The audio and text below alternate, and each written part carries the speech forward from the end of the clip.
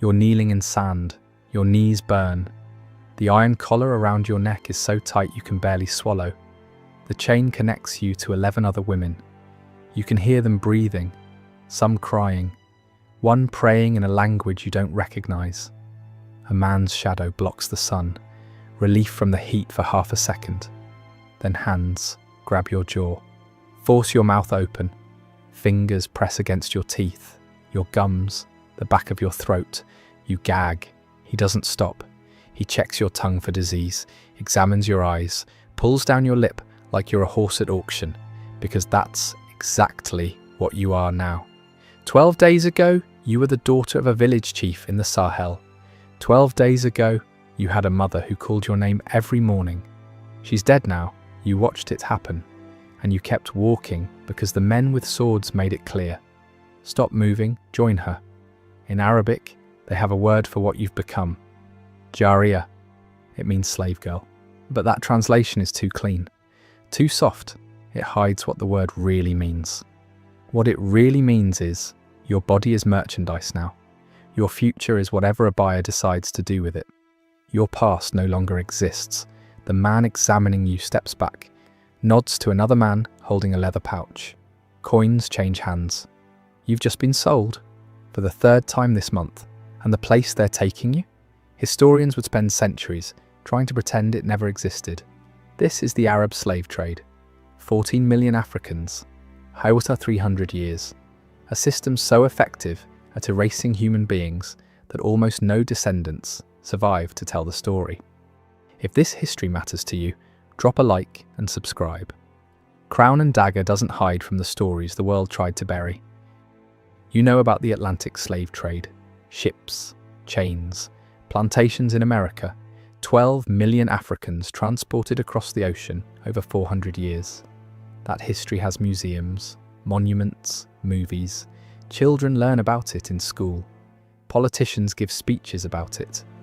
But there was another slave trade, older, longer, and by some measures, even larger. The Arab slave trade began in the 7th century, shortly after the rise of Islam and the Arab conquests that spread across North Africa. It didn't end until the 20th century. Saudi Arabia officially abolished slavery in 1962, Mauritania in 1981. These aren't dates from ancient history. These are dates your grandparents remember. There are people alive today who were born into societies where this trade still operated legally. Between 650 AD and 1900 AD, somewhere between 14 and 17 million Africans were taken from their homes and transported to the Middle East, North Africa, and the Arabian Peninsula. Some historians argue the true number is even higher, because records were inconsistent and countless deaths went undocumented. More people, over a longer period, through routes that stretched across 3 continents, yet almost no one talks about it. Why? Because this slave trade was designed to leave no trace, and it succeeded. In America today, there are 45 million people of African descent, living proof of what happened. Their existence keeps the memory alive. Their struggles for equality ensure the history is never forgotten. In the Middle East, after 300 years of importing millions of Africans, almost nothing, small communities in Yemen, scattered populations in southern Iraq, a few thousand Afro-Arabs in Morocco, tiny remnants where there should be millions. Where did 14 million people go? The answer is the darkest part of this story. The men were castrated. This is not theory. This is documented across hundreds of primary sources spanning multiple centuries. Arab slave traders systematically castrated African males at rates between 80 and 90%. The procedure was performed at specific points along the trade routes. Egyptian monasteries became notorious for it. Coptic Christian monks developed techniques that slightly improved survival rates. Slightly. For every man who survived castration, somewhere between 3 and 5 died from blood loss, infection, or shock. Some sources suggest even higher mortality. Think about that math. If a trader needed 100 living eunuchs to sell at market, he might start with 400 or 500 men. The rest died screaming in the sand. The economics were brutal but logical. Castrated slaves couldn't reproduce, couldn't form families, couldn't create communities that might grow strong enough to resist, couldn't leave descendants who might one day demand freedom. They worked, they aged, they died, and they were replaced with fresh captives from the next raid. Generation after generation, for 1,300 years. But the women served a different function entirely. They were kept intact, kept fertile, kept specifically because of what their bodies could produce. And what happened to them is a story that historical records tell only in careful euphemisms, in silences between words, in details that writers of the time considered too indelicate to describe directly. The machine required constant feeding. Arab merchants weren't raiders themselves. They were businessmen operating sophisticated commercial networks that spanned continents. They didn't attack villages personally. Instead, they created economic systems that incentivized Africans to capture and sell each other. Guns flowed into the continent.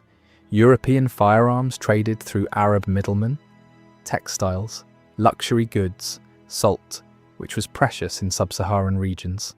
And in exchange for these goods, human beings. The kingdom of Dahomey, in what is now Benin, became one of the major suppliers. The kingdom's economy grew dependent on annual slave raids against neighbouring peoples. The Sultanate of Zanzibar controlled the East African trade routes. The Funj Sultanate of Sudan dominated the Nile corridor. Various Tuareg groups controlled trans-Saharan routes. African kingdoms waged war on their neighbours, not for territory, but for human merchandise. Captured survivors were marched to collection points and sold to Arab traders. The cycle fed itself endlessly. More guns meant more successful raids. More raids meant more captives. More captives meant more purchasing power. More purchasing power meant more guns. A machine that fed on human misery and grew stronger with every life it consumed. Villages were attacked at dawn when resistance was weakest. Warriors surrounded settlements while people slept. The assault was sudden and overwhelming. Men who resisted were killed immediately. Men who surrendered were evaluated on the spot. Age, health, strength. Young, strong men were separated for castration and sale. Older men with no market value were frequently killed where they stood. But the women faced different calculations entirely.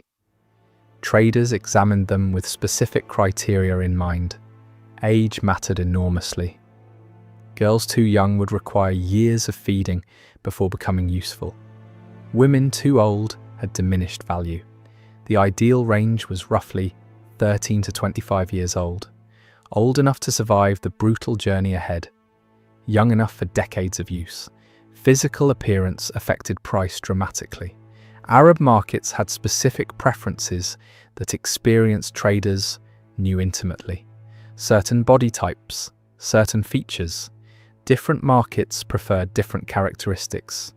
Ethiopian women commanded premium prices across almost all markets. Their features were considered particularly desirable. They might sell for double or triple what women from other regions brought.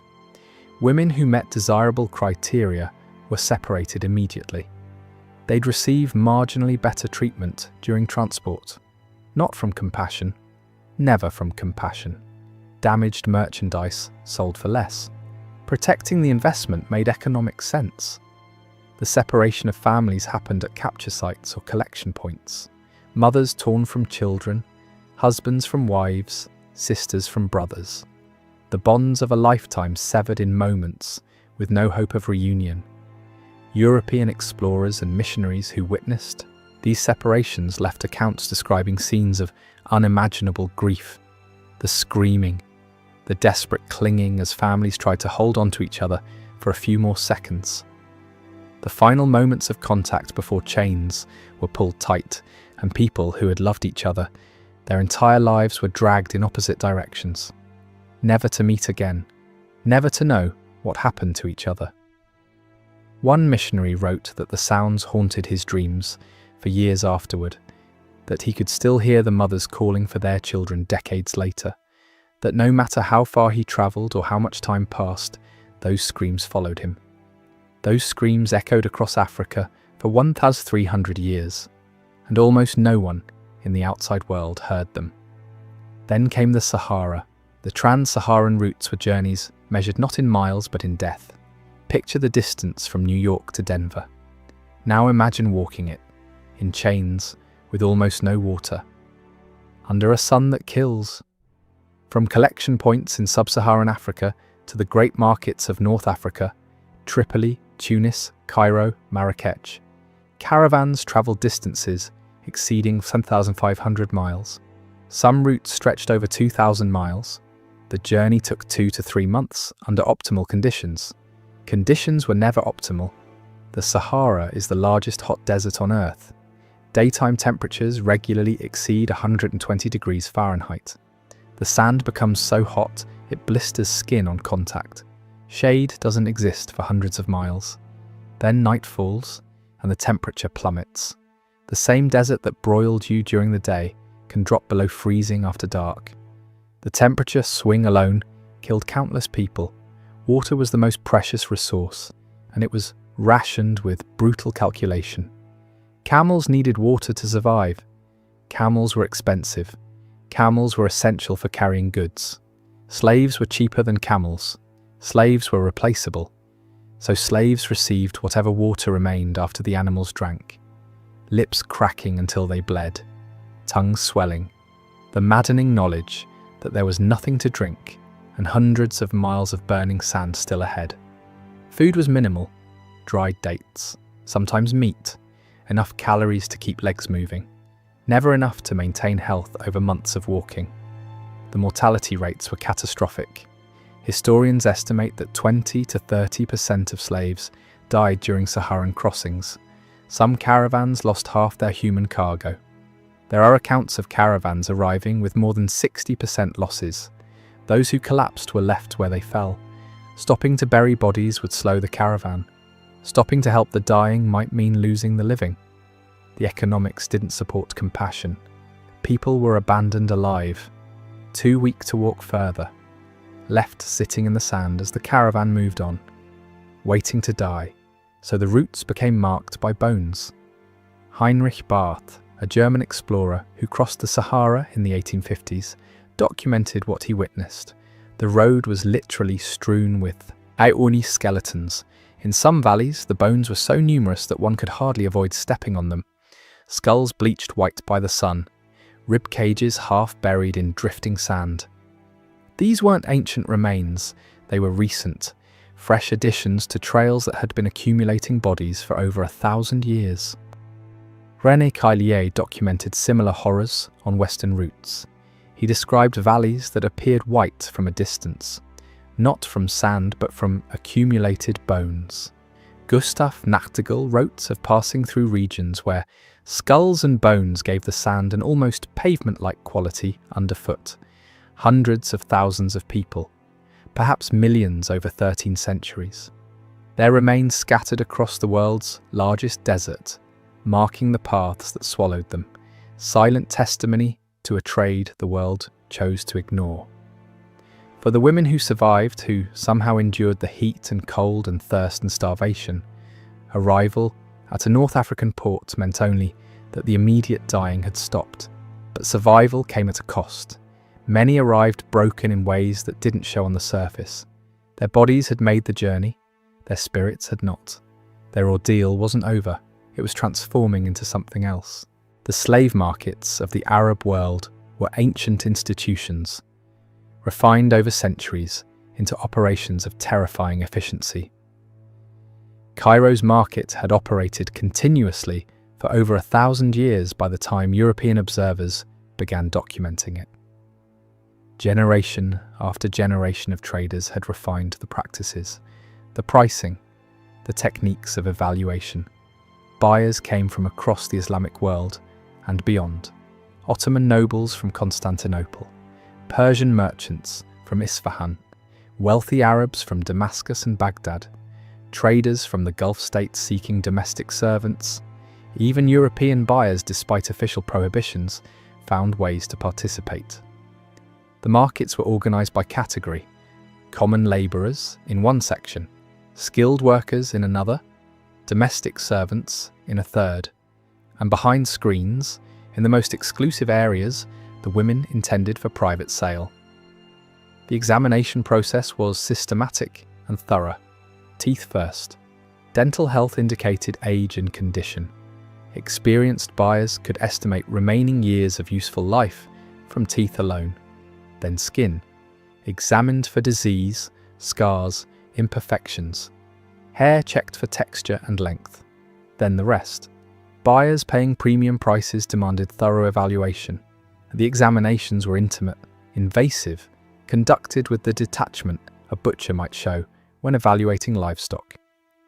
European travellers left accounts so graphic, their publishers often censored them.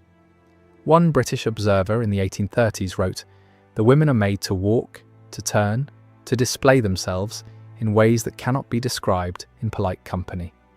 The buyers examine them as a horseman examines a mare, with identical cold calculation and complete absence of human feeling." Prices varied based on origin, appearance, and intended use. Common women sold for modest sums. Women with desirable features brought significantly more.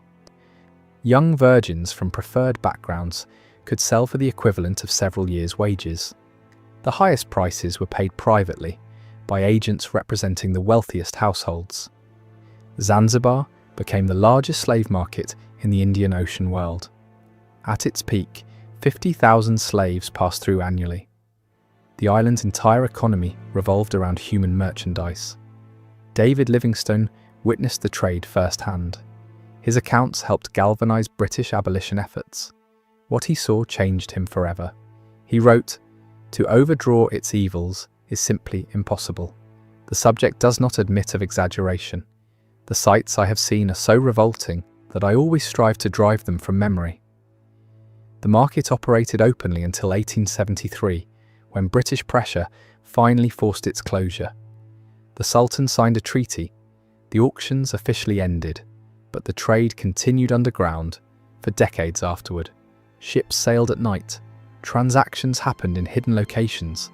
The demand was too strong, the profits too large. Where there is demand, supply finds a way. Where did these women go after they were sold? The answer depended entirely on who bought them and what they were bought for. The wealthiest buyers were building harems. Ottoman sultans maintained harems with hundreds of women, sometimes thousands. The imperial harem at Topkapi Palace in Constantinople held up to 2,000 women at various points in history. Lesser nobles and provincial governors kept smaller collections proportional to their wealth. Even moderately wealthy merchants might own several women for domestic and personal purposes. The harem was more complex than the word suggests today. It wasn't merely about physical gratification. It was a political institution where women competed for favour. Bearing a son to a powerful man could mean everything. The mother of a future sultan wielded enormous power, so women schemed, formed alliances, undermined rivals. Poison was common. Political manoeuvring, as sophisticated as anything in the formal court, took place behind harem walls. For a captured African woman, entering a harem meant systematic erasure of everything she had been. She received a new name. Her language was forbidden. Her religion was replaced. Her past was destroyed and rebuilt. Trainers taught her new customs, behaviours, expectations, how to walk, how to serve, what was permitted and punished. Eventually, nothing remained of who she had been. The person her family loved was gone, replaced by someone created to serve her owners. Some women navigated this successfully. A rare few achieved genuine power. Kösem Sultan dominated Ottoman politics for decades. She began life as a slave girl captured from a small Greek village. Hürrem Sultan became the legal wife of Suleiman the Magnificent, an almost unheard of achievement for a former slave. But these were exceptions so extraordinary that history record their names precisely because they were unusual. For every Kosem, thousands lived and died anonymous, used until no longer useful, then discarded. Women sold to less wealthy buyers faced different circumstances. Many became domestic servants with additional obligations. They cooked, cleaned, raised children, and submitted whenever their owner desired. There was no concept of consent, no option to refuse. Islamic law technically provided some protections for slave women who became mothers. A slave who bore her master's child was called Walad, mother of a child. She couldn't be sold afterward. Her child was born legally free. When her master died, she would gain her freedom. But these protections required enforcement. Reality was inconsistent, and protections only applied after pregnancy. Before that, she was property. Children born from these unions were legally free, often acknowledged. Some achieved prominence. Multiple sultans were sons of slave mothers, but the mothers remained slaves unless explicitly freed. Whatever intimacy occurred was compelled, not chosen. Over generations, these children married into Arab populations. Their features blended, their African heritage diluted with each new generation until it became invisible, until it vanished completely. This was the final erasure, not just of individuals, but of their descendants, not just of lives, but of any evidence those lives had ever existed. The final erasure, not just of individuals, but of their descendants, until no trace remained. If you're still here, hit subscribe. This story isn't over. The Arab slave trade didn't end with a dramatic abolition. There was no Emancipation Proclamation, no civil war fought over it, no moment when the world rose up and declared it finished. Instead, it faded, slowly, reluctantly, under external pressure rather than internal moral awakening. British naval power gradually closed East African routes in the late 1800s. The Royal Navy actively hunted slave ships. Colonial administrations suppressed trans-Saharan trade as European powers carved up Africa. International pressure forced formal abolitions throughout the 20th century. But the legacy isn't monuments or memorials. The legacy is absence. In the Middle East today, there are virtually no descendants of the 14 million taken there. The men were castrated. The women's children were absorbed into Arab populations, their heritage diluted until it disappeared. The victims vanished so completely that most people don't know they existed. No movies have been made about them. No holidays commemorate their suffering. No politicians give speeches in their memory. In 2020, archaeologists in Libya discovered a mass grave. Hundreds of remains. Analysis revealed they were sub-Saharan Africans who died in the 18th or 19th century, almost certainly slaves who never finished the crossing, who collapsed and were left behind while the caravan moved on. They had no names in any record, no descendants to claim them, no one anywhere in the world who remembered they had ever lived, no grave markers, no memorials, no one to mourn them. Just bones in the desert, silent evidence of a tragedy the world chose to forget. The Atlantic slave trade left 45 million descendants who ensure history is never forgotten. The Arab slave trade left silence, nothing but silence. 14 million people, erased so completely that we don't have their names. The woman in the market, the one whose teeth were examined, whose body was evaluated, whose humanity was stripped away one inspection at a time. We will never know what she was called before they took her name, the name her mother gave her, the name her village knew her by. She might have ended up in a Cairo harem, competing with dozens of other women for scraps of attention from a man who owned her. She might have ended up in a Baghdad household, cooking and cleaning and submitting whenever called. She might have ended up in a palace in Istanbul, forgotten in a corner when her youth faded. She might have borne children who never learned her original language, who never heard her songs, who never knew her stories or where she came from. She might have died in the desert, her bones joining millions of others, marking the roots that civilization has tried to forget. What we know is that she existed.